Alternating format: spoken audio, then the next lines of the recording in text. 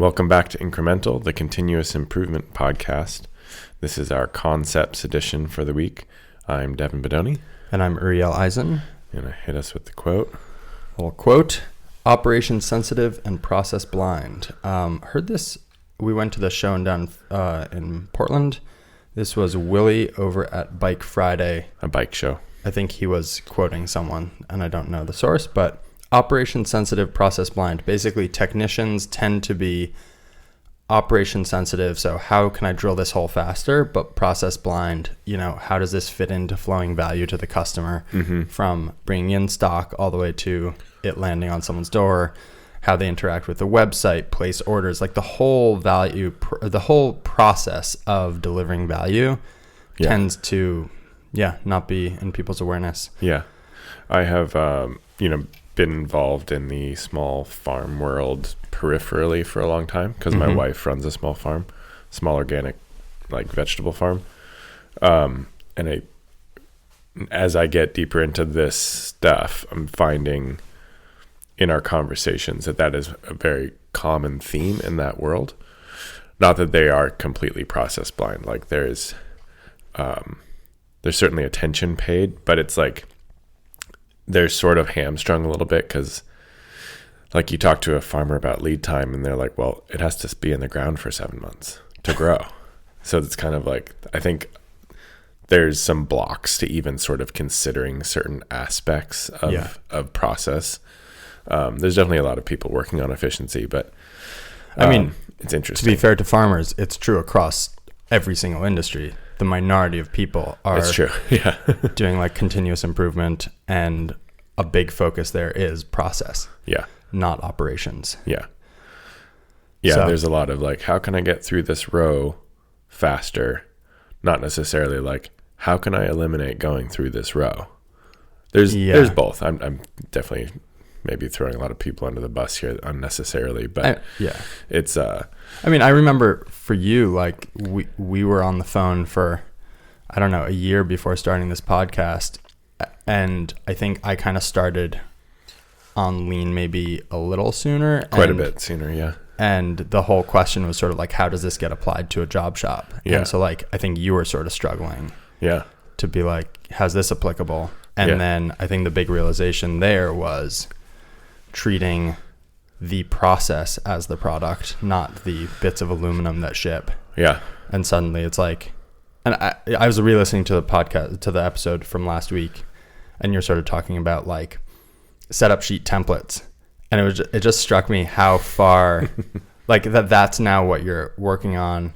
It is such a given that there's repetitive tasks in your shop that happen every single day and could happen a lot more efficiently. And I think early on that was sort of like completely opaque in a funny way. No, 100%. Where it was just like, well, I have this job making like these suspension parts, and I have this, bike part also. I don't really, I'm not sure how to, anyway. So like, I think it's just hard it is wild to step away from the operation sensitive piece. The other thing is there's nothing to look at really with a process, right? It's not like you walk up and and I think about this like in terms of like what stuff gets shared. Like some machinist friend sends you a video of a 5-axis doing some wild move that's super fast. And it's like, wow, that is so impressive. I wish I could get my machine to do that. Right. Instead of being like, well, why does it have to move fast? Like, could we use a slower machine to do the same thing? I think that also one thing is a lot of the processes are either counterintuitive, or like sometimes the flow is reversed from like everything else that you're looking at. Like thinking about Kanban, like it literally goes in the opposite direction as everything else in the shop. So it can be hard to like, you're standing there looking at all this stuff marching through the shop, and then it just doesn't even compute until you start to really, really think about it and think about the workflow that like, oh, these cards flow backwards as needed. Right. Like this is information flowing. The the base contradiction that I think was really just a total mind bender for me was like overproduction is the waste, right? It's like the big waste. And I think we get into this being like, we need to make stuff. Yeah. Like, how is it possible that making stuff could be bad if our one job here is making stuff? And so that one, just right off the bat, is like totally deep weird contradiction. Yeah. And then you start to see why. And a lot of it, I think, has to do with that like mismatch between like the confusion between takt time and cycle time of like having the wrong thing means you've allocated resources. Like those are tied up man hours, machine time in something that isn't needed yet. And so if you're then out of a different part, that's where you could have gotten that time to produce it. Yeah. Because instead you go like, well, our factory's been busy. Like we've been running overtime. Yeah, we are slammed. We're slammed. Yes, we have stacks of inventory which represent human time and machine time and shop capacity that's now tied up and non-retrievable and not sellable. Yeah. Anyway, yeah. Yeah, we've had a couple of those like initially, like a year ago, I had this dream of like whenever stock came in the shop that we would immediately process it into sawn material. Okay. And somehow that got like lodged. Oh, interesting. In brains in the shop. And then recently I've been like, wait. No. we shouldn't do anything to it till the very last moment that it's required. Interesting. The one caveat to that is like storage is much more convenient often when it's sawn. Oh. But still, I think it's been like, it's just like every little, in the process as a whole and then in individual operations, there's all these counterintuitive things where it's like, actually, let's wait. There could be issues. We might have a rush job come in that we could use that stock for. Right. And then reorder for the stuff that's not a rush. There's like so many different ways that not doing work until it's needed. Yeah. And I've found that as systems in the shop as systems develop and get organized and clarified and like really codified and sort of nailed down, that a lot of those doors start to open up where like suddenly we are organized enough to know that a reorder would need to happen if we use stock for something we weren't intending to, because that's not something someone needs to be like on their A game to see. It's just like, oh, there's a Kanban on it. We're pulling it for something else. That Kanban needs to go get reprocessed or whatever, right? Like, like all this stuff just requires a degree of organization that I think, it's sort of a two-way street where as I've gotten more organized in the shop, more and more of these opportunities you start to look at and go like, wait, why are we doing that? I think, that's an interesting point about the stock. So anyway, operation sensitive, process blind. That's most of us all the time, I think. So we're like, what is it?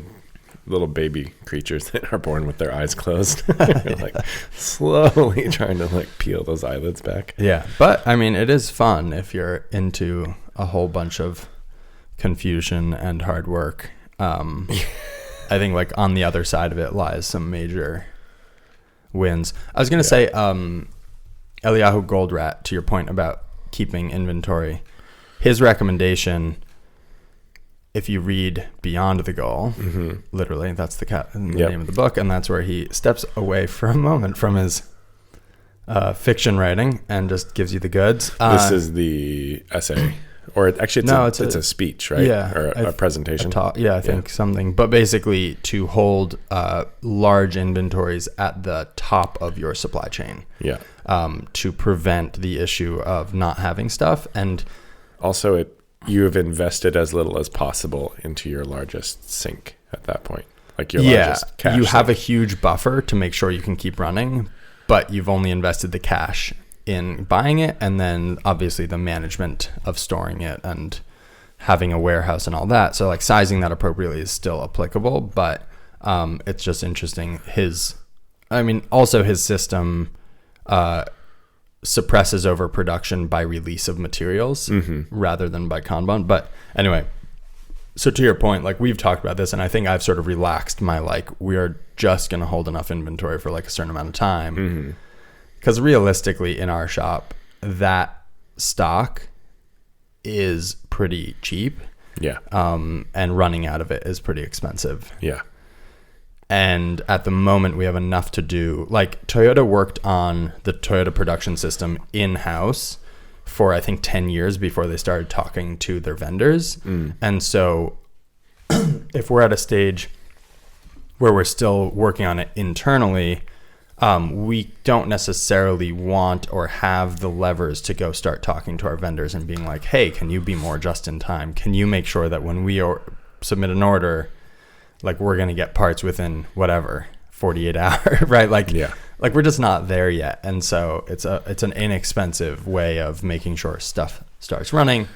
I think the big caveat there is, like you were saying about your, you got in your head that you have to cut up stock when it gets in as fast as possible. Like, I think it's hard to implement these things and then revisit them and remember to revisit them. Yeah. Anyway.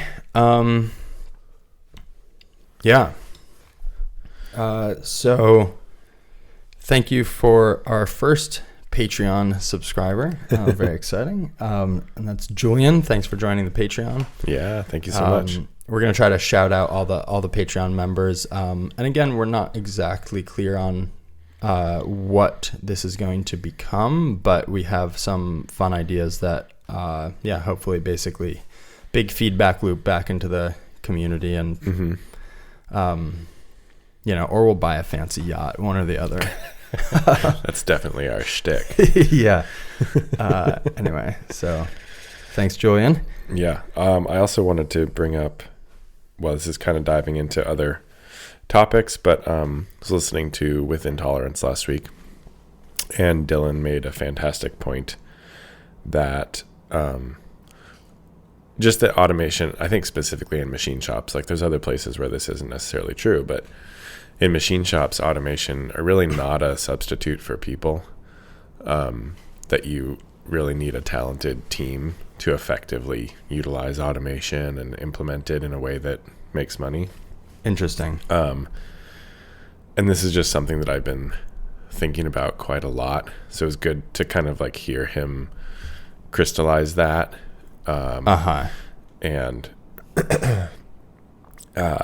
as I watch my team grow in their capability and like see how much more work we can put through the shop, it's made me realize that like my goal of automation in the short term, I think, is maybe a little cart before the horse for automated part loading or machine tending. Okay. Interesting. Not that it's not a priority, but it's just kind of made me realize like how much work we really have to do to our system as a whole before I think we can utilize it. And not that and also that's not like a negative, because I want to develop those people and those skills anyway. And so like putting the effort in now is like really key and important, versus if I were to put that in, it's kind of like sawing your stock before you're ready to use it. I think if I were to put a bunch of energy into automated machine tending right now, like we wouldn't really be able to utilize it effectively. Mm-hmm. And so building out these systems and these people and like really investing in the team, I think it's just become very clear that that's priority number one. That's very interesting, because it relates to something I've been thinking about with basically CRM and sales. Yeah.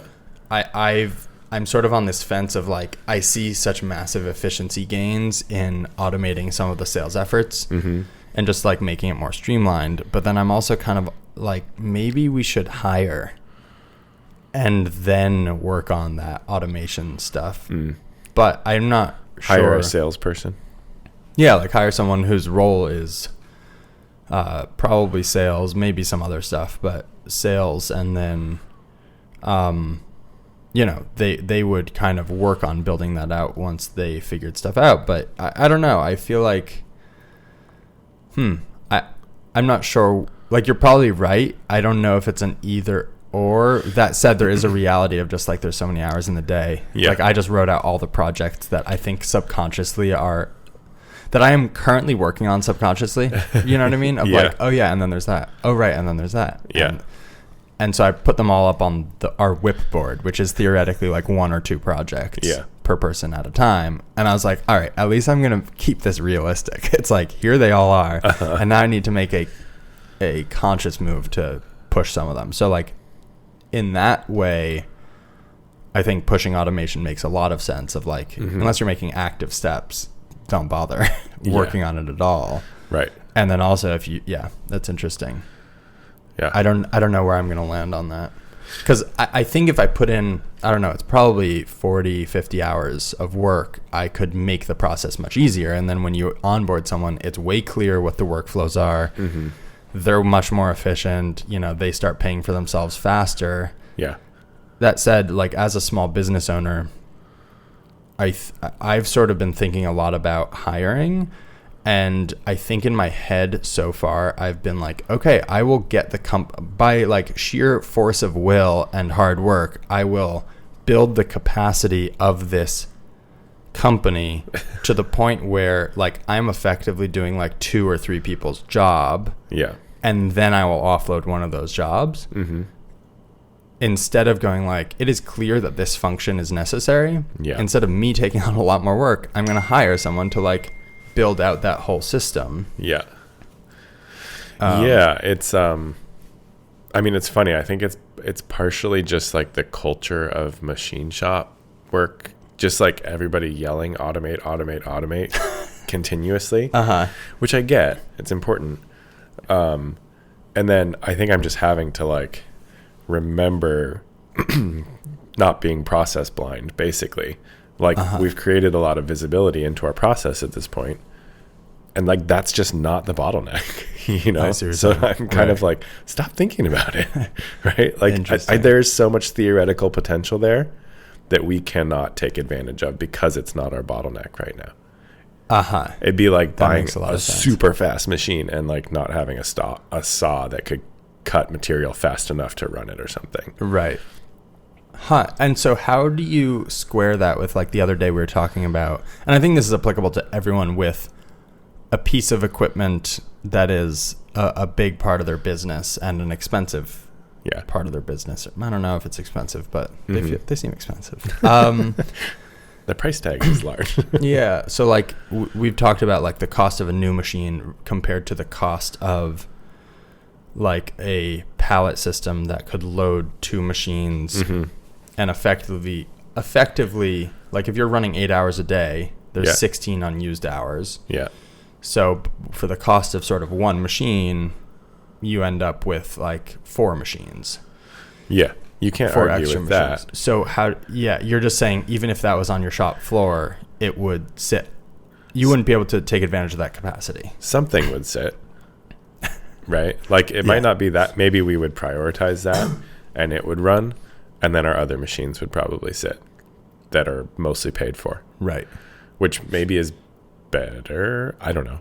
It's like... No, it's an interesting point. I mean, now that I say that, like, we've automated our mill fairly successfully. It doesn't run overnight. Yeah. Most of the time. Because that's not our bottleneck. Right. And so, yeah, that's funny. Yeah. And I'm not saying that, like, this is a kick down the road forever thing. Yeah. Like, I hope to be in a position in 6 months where we could take advantage of that. I mean, the other thing is, like, I think there's also a very narrow view of what automation means. That's why I was trying to say, like, automated machine tending specifically. Because we are trying to implement a lot of other automation. I was going to say, like, all your work for the past few weeks on post-processors, I feel like, is automating your code. Yes. So it comes out done instead of do a bunch of manual stuff. Yes. So maybe that is, like... recognizing that is also a part of the process. Mm-hmm. Oh yeah, 100%. And that rather than the operation of putting parts in a machine, and hitting cycle start or I do anticipate a time at which that becomes our bottleneck again. I mean, I hope, right? Right. Like that's the if dream. You're successful. That is absolutely the dream. Is that we work in a calm manner and the machines are a bottleneck, and then we just like plug and play in some machine tending. Totally. And we solve it. Right. Whereas like all this other stuff is so much work comparatively, I think. Yeah. I mean, there's off the shelf solutions for that stuff. Yeah. There's not seemingly off the shelf solutions for like how to get your house in order. Yeah, exactly. Unfortunately. So, which is actually kind of comforting to be like, when that's our problem, it's there. We'll fix it. Interesting. Yeah. All it takes will be some money, more or less. I mean, not to say that. Yeah. There will be work. No, I think that's a great point, actually. Like, just a nice filter to just highlight the items that are easily solved when you want them to be. Mm-hmm. I feel like sometimes it's easy to go drool over very fancy equipment, but the fact is there's no need to like spend a lot of time like wishing you had it because it's there. It's there. Like when you're ready for it, you just go buy it. I don't know. Yeah. All right. So I mentioned we went to this bike show. Had the pleasure of meeting some podcast listeners. Yeah. Always fun to hear from people who are listening to this because we're sort of like spend, a couple hours a week on this and then put it out there and don't hear back sometimes. So for all of you who have dropped us messages, even if it's just like, hey, listen to the podcast, here's some feedback, or here's some like of what I've seen from my experience. We really appreciate it. It definitely puts some wind in our sails for sure. Absolutely. So that's been great. And I mean, not as a like, we're just here lonely in the dark. Like we have, I feel like, made some great connections from this, and people after every podcast shoot us some texts, and those are really fun. Yeah. And just hearing more of that is great. So anyway, Alec from White Industries, we met at the show. I guess he's been listening, which was exciting to hear. Yeah. Because they're a very cool company. Super nice guy. Yeah. So, so he was saying, we talk about the 5 whys on this podcast. Right. And then talk about the tumbler. He wants more 5 whys. He wants more 5 whys. And he was like, kept waiting for us to get there with my tumbling situation of just like, why are we tumbling to begin with? Mm-hmm. So an excellent point. And do you concede? Yeah, I think there's no doubt that we should at least try to eliminate it. Basically, my fear has been if we eliminate it, that it will make the process more susceptible to like tool wear and other things. Mm-hmm. Like that thing, I mean, its job is to sort of cover up boo-boos, right? Yeah. It like takes off some sharp edges, deburrs things, but you might add a little bit of cycle time on the CNC and eliminate that whole step. Yeah. But also, he pointed out that our blasting, like sandblasting, is also a method of deburring. It is, and we're doing that anyway. So we might just add cycle time there and go from like 8 minutes to 12 minutes or something. I'm making that up. So that was a great kind of nudge. Yeah. It would also, it's a great motivation to get your machining house in order, as it were. Like, actually tackle tool life. Totally. Like, you have such a prime scenario to tackle tool life in a very because I'm doing something so consistent day in day out. So repetitive. Like you are the use case for tool life monitoring. 100%. Yeah. So the plan, I think we're going to do some experimenting with looking for burrs. I don't know what's coming off the machine. Like I know 2 spots that can get burrs as tools dull. So we have to sort of figure out QC for that. There is also the possibility of, and we've talked about this. This reminds me of a bit in one of Shigeo Shingo's books. I'm forgetting which one. Goes to a plant and there's people at the end of a line picking parts out of I forget what it was, like a punched sheet or something, and they were picking all the parts out of the sheet. Yeah. And he was like, "Why don't you mechanize that?" And they were basically like, "Well, we tried and it doesn't work." Mm. And he was like, there's no way that doesn't work. So he implemented a thing that got like 80% of the parts out. Yeah. And then instead of having like 4 people, they had 1 person taking the remaining 20% out. Yeah. So so the point here is maybe we do eliminate it. And then if we get a batch that has burrs, we deburr it. We put it in the tumbler. Sure. And handle that. So yeah. I think there's also, I don't remember who was talking about this, but I think there's a lot of potential creativity with we're getting into end mill weeds here, but I'm trying to think about what the broader applicability is like with the end mill, it would be like you use the tip of the tool most of the time. That's what wears out. And then you go deep, like you make a relief in your part or something and go deeper to do your finishing with a part of the flute that isn't used. Right. So remembering. So essentially putting in more work to the process to eliminate the deburring requirement. Yeah. The broader context would be not forgetting that sometimes a tool or a process that you use in a certain way can serve multiple purposes. If I was wondering, a little differently. Does anyone make end mills that spin both ways and do different, not different things, but you could do, I know it would mess up your, they'd be straight flutes or something. I don't know. It would be weird, but you'd have another, there are those probably wouldn't work. Router bits, I think, for composites, or where the bottom is upcut and the top is downcut. Those are pretty cool. Yeah. Now that I say that, the tool relief, like the edge relief would not, like the back edge, You'd have a cutter, and then it's a terrible idea for all the listeners. Then you'd have a burnisher, and it would only be a burnisher forevermore.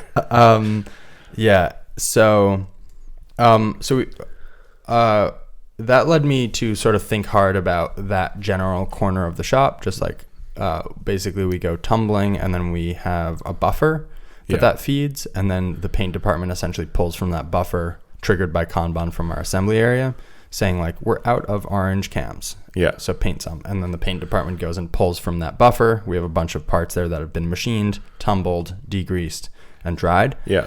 I think we're going to switch that from being a buffer to being safety stock. So we're essentially going to put that behind bars, as it were. So it's there in the case of an emergency.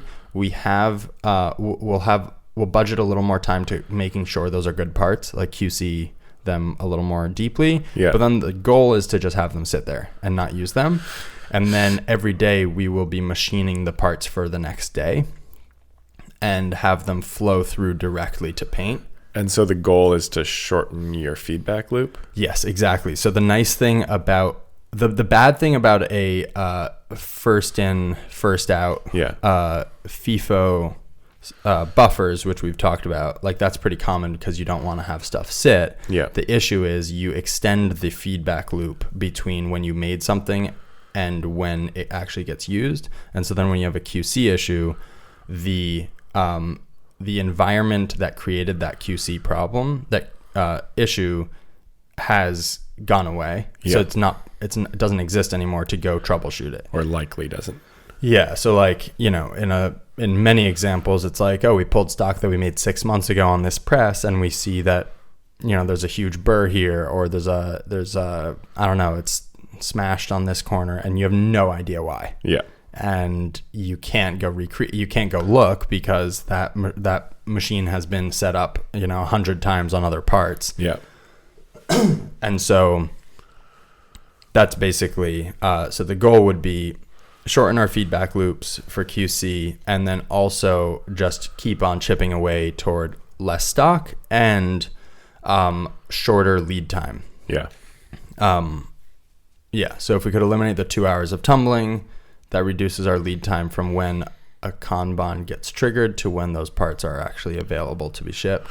So is now not your theoretical lead time, but your actual lead time from like when you machine a part to when it gets assembled, or maybe say painted. Yeah.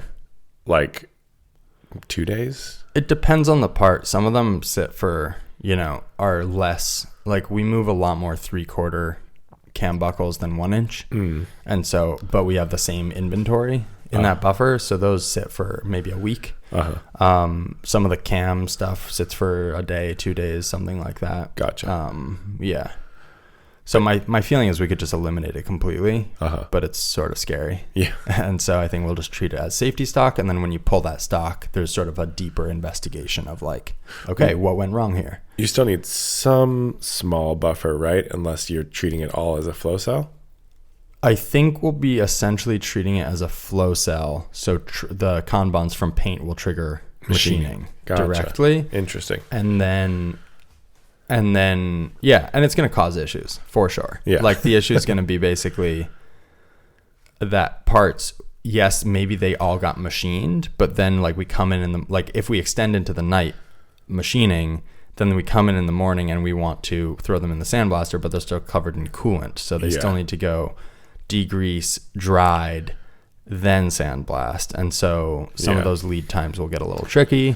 Already in my head, just to jump straight to solutions, as one does, getting the parts out of the machine live, like as they're ready, and washing them and sort of getting them prepped would be pretty ideal. But I think this will sort of start putting pressure on some of those other systems and lead to ideally more improvement.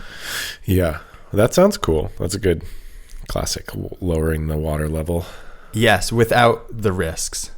Like the safety stock lets you do that. Yeah. Cool. Until you pull safety stock and realize you didn't QC it well enough. But, Maybe what you should do is, how would this work? Is you pull some of your safety stock and replenish some of your safe, like a small percentage every time. Oh, that's an interesting idea. You'd have to flag what parts were that. Right. So that you knew like this came from safety stock and there's a potential issue. Yeah. And then I guess there's another tracking issue where you have to track what part went into, I don't know. That's a whole, never mind I said that. It's a cool idea. In theory, there should be a way that you should be able to be checking that without just like amazing QC. But maybe it is just you have to do amazing QC. Maybe what it is your QC involves taking it all the way through a few of them all the way through the process. Yeah, I was just thinking maybe we put maybe we have like a dedicated rack, like a dedicated workflow for testing parts from that safety stock. Yeah. Like every time we put parts in, 5 from that batch come out and continue through the process. That is a nice transition to ERPs. Speaking of, there is theoretically a way to track all the data in your shop and push it to the right place at the right time. Yeah. So, we started, I mentioned Coda last week, so we've continued digging into that. Seems extremely promising. And of course, the second you have a big, powerful piece of software, when you have a hammer, everything looks like a nail. And so I'm what's the word? Struggling, I guess would be the word, to limit your scope. To limit the scope, and also to not just like full send on all this stuff it could do, when I see Toyota has specifically not done a lot of this stuff or waited years and years. And so really what I'm talking about here is like ERPs, what do they stand for? Enterprise Resource Planning. There we go. So the issue with them, and Eliyahu Goldratt has a well-established rant on ERPs. Basically that bullet pointed, and there's they promise the world and then haven't really delivered. For a lot of people. And so I'm trying like it's so easy to go, okay, this software ties in with our Shopify. So it knows when stuff is ordered. If we tell it, hey, this thing on the website consists of these products. It should be able to tell you, hey, by the way, you're about to run out of this thing. Right. So go ahead and order more. And in fact, it can then go order more. I have sort of I think I've, in the last year, developed a little bit of kind of like a breaking point of where I find, or it's like, how would I say this? There's a threshold at which it becomes very difficult. And I think that threshold is when it transitions from becoming a recording device, as it were, to a forward visibility tool. And the one recording what has happened for reference and tracking is easy, relatively speaking. And absolutely, I think, critical. So useful. The second one gets so messy so fast. And so I've sort of been trying to maintain awareness. That's interesting, that distinction of like the second you do the second bit, and I know people have done it successfully. Or for sure. Somewhat successfully. I think from what I understand, and I don't have enough experience to speak to this authoritatively, but it's also in the name, planning. Right. So it should be, I think there should be a distinction. There's like ERM or something, management, and then there's planning, and they're different things. Right. I don't know about management. Yeah. So like I think about this in our shop. So we could say, okay, well, we just got a bunch of orders, and so really we should start planning for that. But the funny thing is you're essentially sending information upstream faster than it's needed, because it indicates that your assembly station doesn't have enough capacity to process orders fast enough to pull Kanbans from stock that then trigger production. So you're essentially shortcutting that and saying like, well, we know it's going to be needed, so go ahead and machine a ton of them. And the problem with that, it's so awesome. Like, it's very compelling. Yes. But then I think it creates two problems from what I understand. One, you have a huge QC risk of like all that stuff that's in process that's not finished So really you should be focusing all that energy on accelerating the assembly station. So it just like turns orders way faster. And so, because you don't want to increase WIP. The issue with WIP is, one issue is quality control. Yeah. I mean, it's like, and if you imagine people trying to get through a door, like the assembly line deals with that by putting everybody in a line, right? Okay. And then the problem with an ERP system is if it doesn't do an effective job of putting all of your people, your work, whatever, your part numbers, your work orders, whatever the case may be, in a line, all of a sudden you have a crowd trying to get through a single door. Right. And a lot of them don't have a good way of like organizing essentially all of that WIP. Right. And that's when things get really messy. Yeah. So there's sort of an expediting issue, which a lot of companies, like the ERP will say like, hey, make this next. And a lot of companies are like, it always says that. It's never good. Yeah. Like we actually do it this way. Yeah. And so at that point you're expediting and sort of overriding the software. The other that I see is basically if you start relying heavily on a software, it's now critical that software is correct. Yeah. And so people end up shutting down, and this is so common, shutting down warehouses, shutting down a shop to do inventory reconciliation of like maybe once a quarter you go through and you say, okay, it says we have 5. I'm looking, we only have 3. Update. Yeah. And you can do that live. Like there's ways of doing it like people have come up with solutions to these problems. But also it doesn't seem like the promise in many cases actually delivers. Yeah. Seemingly. And so. Yeah, I think there's a lot of people that get a lot of value out of it. Yeah. I think there's not as many businesses that get, like you say, all the value that is promised. And I think figuring out what parts of that promise are critical for you at your whatever stage of business you're in is like a key thing to figure out. Yeah. Because it makes your job so much simpler too. Because implementing a full-scale ERP is a lot of work. Right. It's a lot of training. It's a lot of data entry. Yeah. It's a lot of restructuring your whole process around it. I mean, the other thing to remember here is it's super exciting. Like the potential is super exciting, but it is also worth bearing in mind that they say like lean data management is not managing the data, right? Yeah. Like there's always the first question is, can we eliminate this instead of improving it? And I think this very much, a lot of the solutions I've seen very much go like, wait a second. Yeah. The more data you give me, the cooler things I can start to do. Yeah. And so it becomes easy to start like have your organization seemingly be like the tail is wagging the dog of like this ERP system starts being like sort of a malevolent overlord. I don't know. Well, I think the thing about it too is like a lot of those systems are not super flexible in that, like, how do I say this?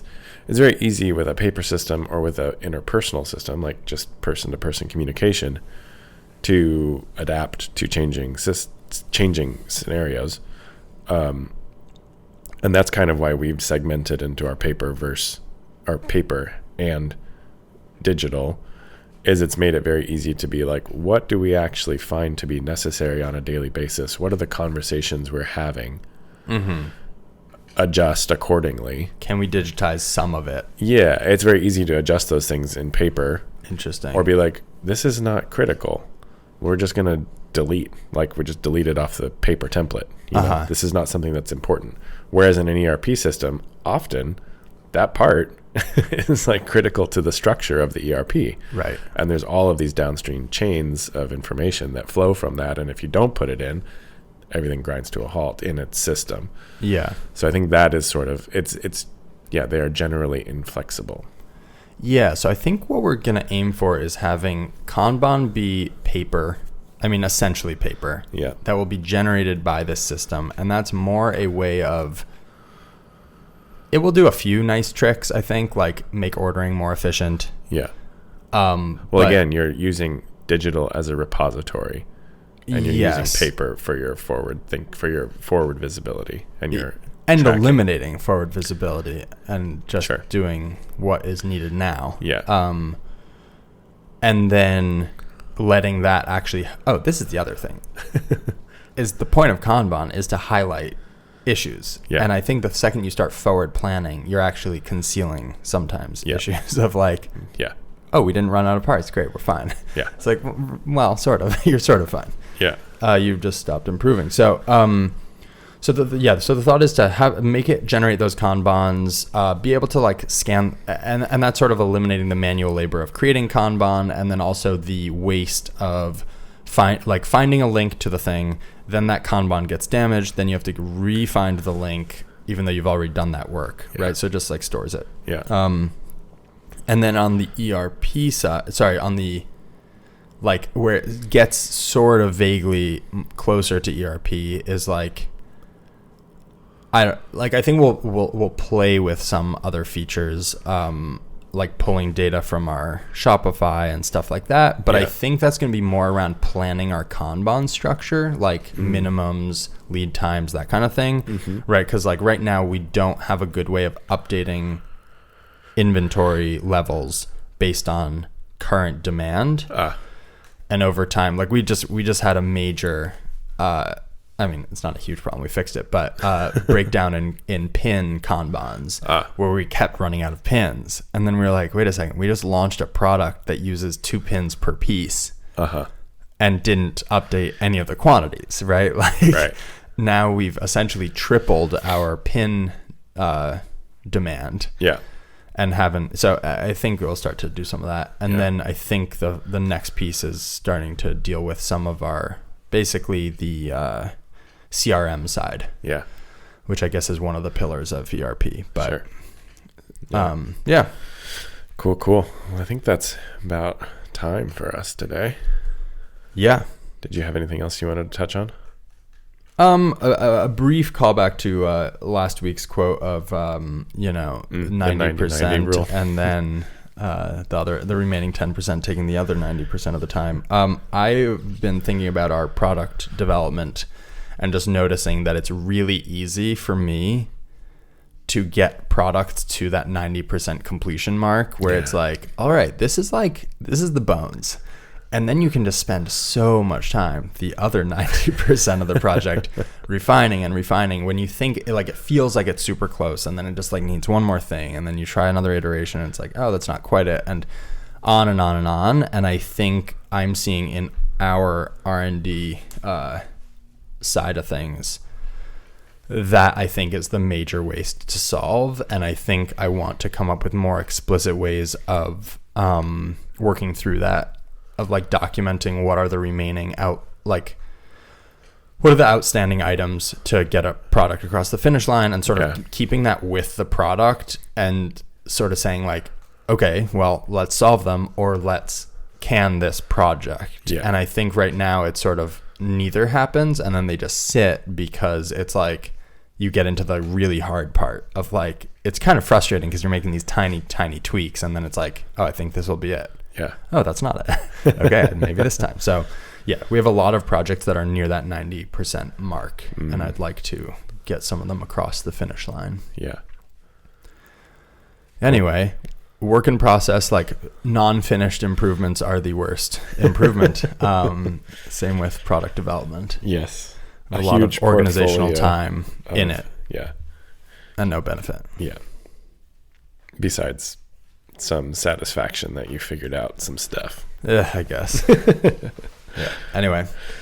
With that, we will see you later in the week. You can find me on Instagram at Lycan_MFG, on the internet at LycanPrecision.com.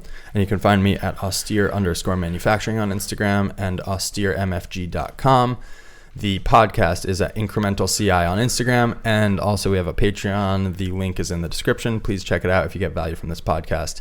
Hop on there and show some love. Click some buttons.